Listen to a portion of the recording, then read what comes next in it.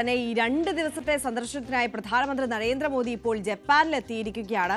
15ാമത് India Japan വാർഷിക ഉച്ചകോടിയിൽ അദ്ദേഹം പങ്കെടുക്കും. തുടർന്ന് ഓഗസ്റ്റ് 31-നും സെപ്റ്റംബർ 1-നും ടിയാൻജിനിൽ നടക്കുന്ന SCOയുടെ 25ാമത് council of heads of state യോഗത്തിലും പ്രധാനമന്ത്രി പങ്കെടുക്കുന്നുണ്ട്. അപ്പോൾ മിഥുൻ, ഈ താരിഫ് യുദ്ധവുമായി ബന്ധപ്പെട്ടിട്ടുള്ള ഈ ചർച്ചകളും വിഷയങ്ങളും പുരോഗമിക്കുന്നതിനിടയിലുള്ള ഈ സന്ദർശനത്തെ നമ്മൾ എങ്ങനെ വായിച്ചെടുക്കണം?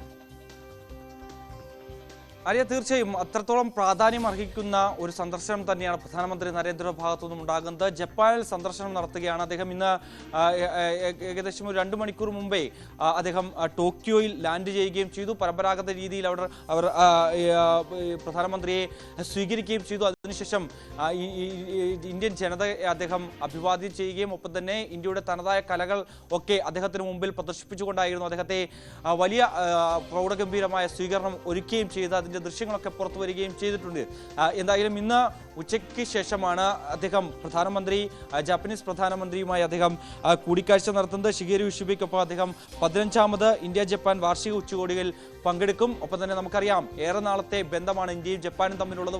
വലിയ സൗഹൃദമാണ്. പക്ഷേ 7 വർഷത്തിന് ശേഷമാണ് പ്രധാനമന്ത്രി നരേന്ദ്രമോദി ഇപ്പോൾ ജപ്പാൻ സന്ദർശിക്കുന്നതെന്ന പ്രത്യേകതയുമുണ്ട്. ഇതിൽ നിരവധി കരാറുകളിൽ ഇരു രാജ്യങ്ങളും തമ്മിൽ ഒപ്പുവെക്കുമെന്നാണ് നമ്മൾ പ്രതീക്ഷിക്കുന്നത്. പ്രതിരോധം, സുരക്ഷ, വ്യാപാരം, ഒപ്പം തന്നെ സമ്പദ് വ്യവസ്ഥ, സാങ്കേതികവിദ്യ, ജനങ്ങൾ തമ്മിലുള്ള വിനിമയം തുടങ്ങിയ മേഖലയിൽ സഹകരണം ചർച്ച ചെയ്യും. അത് കൂടുതൽ ഊട്ടിയുറപ്പിക്കുന്നതിന് വേണ്ടിയുള്ള ചില സുപ്രധാന കരാറുകളിൽ ഇരു രാജ്യങ്ങളും തമ്മിൽ ഒപ്പുവെക്കുകയും ചെയ്യും. അതിനു മുന്നോടിയായി തന്നെ ഇത്തരത്തിൽ സാമ്പത്തിക രംഗത്തെ പ്രമുഖരുമായിട്ടുള്ള കൂടിക്കാഴ്ചയിലും അദ്ദേഹം പങ്കെടുക്കുന്നുണ്ട്. അതിനുശേഷം ഇന്ത്യൻ ജനതയെ അദ്ദേഹം അഭിസംബോധന ചെയ്യും. മറ്റൊരു പ്രധാനപ്പെട്ട കാര്യം, ഇപ്പോൾ നടക്കുന്ന ഈ താരിഫ് യുദ്ധത്തിന്റെ ഒരു പശ്ചാത്തലത്തിൽ കൂടി ഈ സന്ദർശനം വളരെ പ്രാധാന്യം അർഹിക്കുന്നതിനെയാണ്. അതിനിടയിൽ ഇന്നലെ അദ്ദേഹം ഈ ജപ്പാനിൽ നിന്നുള്ള പ്രതിനിധി US സന്ദർശിക്കാനിരിക്കുകയായിരുന്നു. അതായത് US-മായി 550 ബില്യന്റെ നിക്ഷേപം വാഗ്ദാനം ചെയ്ത ഒരു വ്യാപാര കരാറിൽ ഒപ്പിടുന്ന ഒരു സാഹചര്യം ഉരുത്തിരിഞ്ഞിരുന്നു. അതിൽ ഒപ്പിടുന്നതിന് വേണ്ടി ജാപ്പനീസ് പ്രതിനിധി അവിടേക്ക്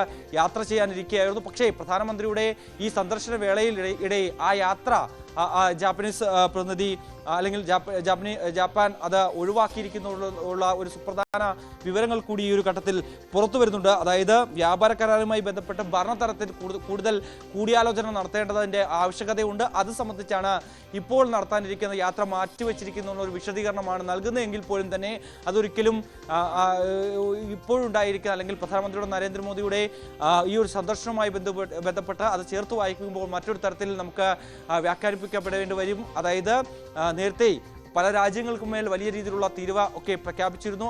അതേ രീതിയിൽ തന്നെ ജപ്പാന് മേലും അമേരിക്ക വലിയ തീരുവ പ്രഖ്യാപിക്കുകയും ചെയ്തിരുന്നു. പക്ഷേ പിന്നീട് അത് 15% കുറയ്ക്കുകയും ചെയ്തിരുന്നു. ആ സമയത്തായിരുന്നു ഈ $550 ബില്യൺ ചില സാമ്പത്തിക കരാറുകൾ ഒപ്പിടാം അല്ലെങ്കിൽ അത്തരത്തിലുള്ള നിക്ഷേപം നടത്താമെന്നുള്ള വാഗ്ദാനം ജാപ്പനീസിന്റെ ഭാഗത്തുനിന്നും ഉണ്ടാവുകയും ചെയ്തു. പക്ഷേ അതിനാണ് ഇപ്പോൾ തടയിടുകയും ചെയ്തിരിക്കുന്നത്. അതൊരു പക്ഷേ നമുക്ക് ഇപ്പോൾ ഉണ്ടായിരിക്കുന്ന ഈ ഏഷ്യൻ രാജ്യങ്ങൾക്ക് മേൽ ഉണ്ടായിരിക്കുന്ന ഈ നടപടി, പാശ്ചാത്യ രാജ്യങ്ങൾ ഭാഗത്തുണ്ടായിരിക്കുന്ന ഈ നടപടികൾ അല്ലെങ്കിൽ ഇത്തരത്തിൽ ട്രംപ് നടപ്പിലാക്കിയിരിക്കുന്ന ഈ തീരുവ യുദ്ധത്തിന്റെ മറ്റൊരു ചേരി അല്ലെങ്കിൽ ബ്രിക്സ് രാജ്യങ്ങളെ ഒപ്പം നിർത്തിക്കൊണ്ട് മുന്നോട്ട് പോകാനുള്ള ഒരു ശ്രമത്തിന്റെ ഭാഗമായി കൂടി കണക്കാക്കുകയും ചെയ്യും. എന്തായാലും ഇതിനുശേഷം നാളെ വൈകിട്ടോടുകൂടി അദ്ദേഹം പ്രധാനമന്ത്രി നരേന്ദ്രമോദി പിന്നീട് ചൈനയിലേക്ക് പോകും. ചൈനയിൽ ഷാങ്ഹായ് കോർപ്പറേഷന്റെ ഉച്ചകോടിയിൽ പങ്കെടുക്കുകയും ചെയ്യും.